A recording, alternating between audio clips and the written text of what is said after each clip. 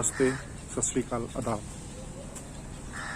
पिछले ब्लॉग से हमने एक सफ़र शुरू किया कुछ जर्नीस करने का, और जिसकी शुरुआत में हम गए गुरुद्वारा तल्लन साहब। और जैसे कि मैंने कहा था कि शुरू के कुछ ब्लॉग में गुरुद्वारा साहब या मंदिर या किसी धार्मिक स्थान पे करूँगा ताकि एक आशीर्वाद प्राप्त हो सके मुझे आगे काम करने का। तो उसी कड़ी में, उसी के हिस्से में आज मैं और मेरा छोटा भाई सौरभ पहुँचे हैं करतारपुर गुरुद्वारा श्री गंगसर साहिब। इसका इतिहास बहुत ही अच्छा, बहुत ही न्यारा, बहुत ही प्यारा इतिहास है। और पहले आपको इमारत गुरुद्वारा साहब की जो भव्य इमारत है वो दिखाते हैं, उसके बाद इतिहास बताएंगे, दिखाएंगे, और चलिए चलते हैं।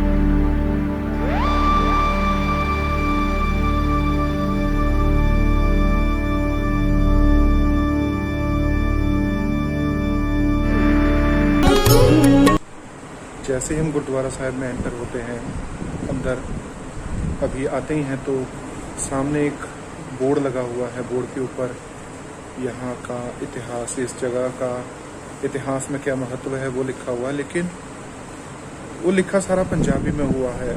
मुझे लगा कि वो हिंदी या इंग्लिश में भी होना चाहिए, क्योंकि हम अक्सर बड़े गुरुद्वारे में कहीं और जाते हैं तो वहाँ पे लिखा होता है हिंदी में, इंग्लिश में, ताकि अगर कोई टूरिस्ट यहाँ आ रहा है या कोई पंजाब से बाहर का आ रहा है या कोई नॉन सिख आ रहा है जिसको पंजाबी नहीं आती है, सो ही और शी कैन अंडरस्टैंड। बट मुझे लगा कि मुझे वो आपको बताना चाहिए। तो ऐतिहासिक महत्व ये है कि ये शहर सिखों के पांचवें, हमारे सिखों के पांचवें गुरु श्री गुरु अर्जन देव जी ने बसाया था, शहर बसाया। और उसके बाद में उनको पानी की कमी या पानी की ज़रूरत जो कि अमूमन होती ही है तो वो महसूस हुई, तो यहाँ पे एक कुआं दिखाया। आगे चल के हम वहाँ के भी स्टिल आपको दिखाएंगे। तो कुआं खुदवाया, तो कुएं से लोगों के पानी की ज़रूरत पूरी होनी शुरू हो गई। और हाँ, ये कुआं उन्होंने खुदवाया 1656 में। 1656 में ये कुआं खुदवाया उन्होंने। तो पानी की ज़रूरत तो पूरी होनी शुरू हो गई, लेकिन उन दिनों क्या है कि भ्रम दूर करने का, या जैसे कि जो एक सिख धर्म है वो शुरू से ही भ्रम दूर करने के लिए ही जो मेन आगे आता रहा है कि भेदभाव में, भ्रम में, या किसी ऐसी मन्नता में नहीं पड़ना कि जो आपको एक अलग से कुछ आपके जो असल ज़िंदगी है उससे हटकर कुछ करने के लिए कहता हो। या जैसे कि तीर्थ स्थान, जैसे इनका यहाँ पे गुरुजी का कहना था कि अगर आप सच्चे मन से तीर्थ स्नान की बजाय सच्चे मन से यहीं पे स्नान करके यहीं पे गुरु के रास्ते पे या भगवान के रास्ते पे चलोगे तो आपको तीर्थ स्नान करने की ज़रूरत ही नहीं पड़ेगी। तो जैसे हम पता ही है कि सिखों में परंपरा है कि भ्रम बहुत दूर करते हैं, भ्रम दूर करते हैं। हाँ, गुरु साहब का एक सेवक था विसाखी राम। हाँ, विसाखी राम। तो उनसे जो घड़ा है वो गंगा नदी में पानी भरते हुए गिर गया या गुम हो गया कह लीजिए। तो वो घड़ा यहाँ से मिला कुएं में से प्रकट और किया गुरु साहब। हाँ, प्रकट किया लगा लीजिए, या मिल गया, या कुछ भी कुछ। इसीलिए इस गुरुद्वारे हाँ, का तो नाम इसलिए इस गुरुद्वारा का नाम श्री गुरु गंगसर साहिब, गुरुद्वारा श्री गंगसर साहिब पड़ गया। और साथ में ही एक मंदिर भी है, वहाँ भी दिखाएंगे आपको। तो अभी पहले अंदर चलते हैं, दरबार के दर्शन करवाते हैं।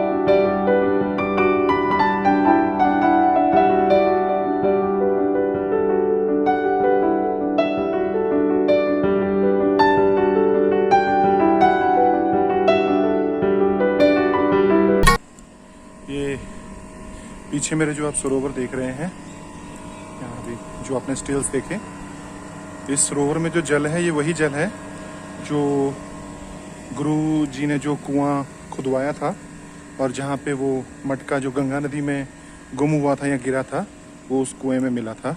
तो ये जो जल है सरोवर में ये सारा उसी कुएं से।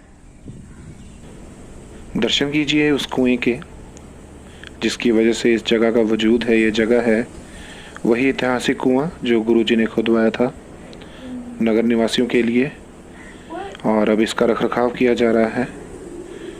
दर्शन कीजिए और आए यहाँ पर खुद भी इसके दर्शन आकर कीजिए। सरोवर की बजाय अगर आपने एक अलग ही एक्सपीरियंस करना हो स्नान करने का गुरुद्वारा साहिब में, तो वैसे तो अगर आप रुकते हैं यहाँ पे तो वॉशरूम्स भी हैं, स्नान घर भी बने हुए हैं, लेकिन यहाँ पे अलग से जो उसी कुएं से जो जल आता है वो भी अरेंज किया हुआ है कि अगर कोई सरोवर में स्नान करने की बजाय यहाँ स्नान करना चाहता है तो कर सकता है। और क्योंकि मैं इस सिटी से थोड़ा कनेक्टेड हूँ, काफ़ी सालों से, काफ़ी साल में यहाँ पे रहा हूँ, तो जब भी शहर में पानी की कोई किल्लत या बिजली की दिक्कत कुछ भी होता है तो काफ़ी शहरी यहाँ स्नान करने भी आते हैं और स्नान तो करते ही करते हैं और साथ ही साथ एक पुण्य भी कमाते हैं। जैसे ये जेंट्स के लिए है स्नान करने के लिए और साथ में जो शेल्टर किया हुआ है वो लेडीज़ के लिए है स्नान करने के लिए। एक और बहुत ही अच्छी और प्यारी चीज़ देखने को मिली या मिलती है यहाँ पे, वो है कि गुरुद्वारा साहब के ठीक साथ, बिल्कुल साथ जब आप अंदर दर्शन के लिए जाएंगे तो सबसे पहली नज़र आपकी पड़ेगी शिव मंदिर पे। ठीक साथ में ही शिव मंदिर है और साथ में ही दरबार। जो मेन हर साल प्रोग्राम होता है यहाँ गुरुद्वारे में, इस साल 2020 में कोरोना पैंडेमिक की वजह से वो नहीं हुआ, वो है विसाखी का मेला जिसका बेस ये गुरुद्वारा होता है और यहाँ पूरी सिटी में इस एरिया में वो मेला बड़ी ही धूमधाम से मनाया जाता है। और अभी हम हाँ जी बाबा जी, आनंदपुर साहब पानी आ गया। नहीं नहीं बाबा जी है ही नहीं खबर की नहीं नहीं है नहीं खबर नहीं बाबा जी आया होंगे सवेर का खबर बहुत बार वेख लिया। हाँ जी नहीं बाबा जी हज नहीं पानी आया। तो अभी हम आए हैं लंगर हॉल, तो चलते हैं लंगर हॉल में।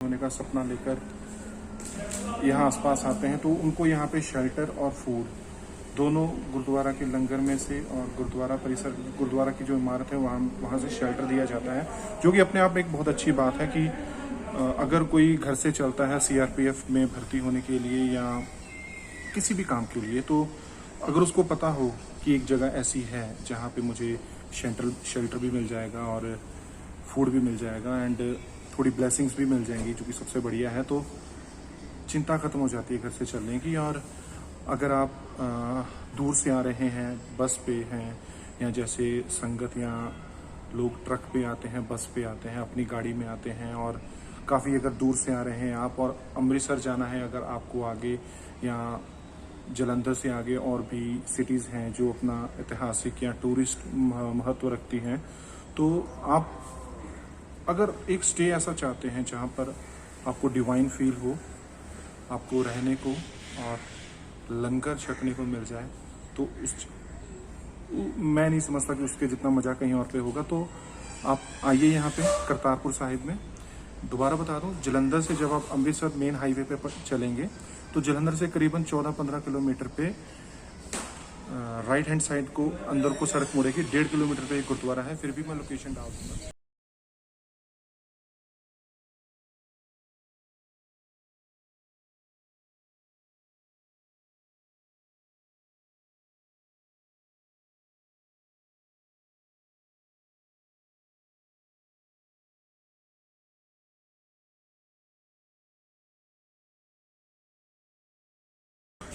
अगर मुसाफिर हैं या टूरिस्ट हैं जो रास्ते में कहीं पे स्टे करना चाहते हैं तो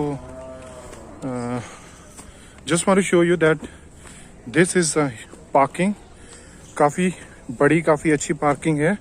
सो any class of vehicle you are coming on, you can park your vehicle very easily over here.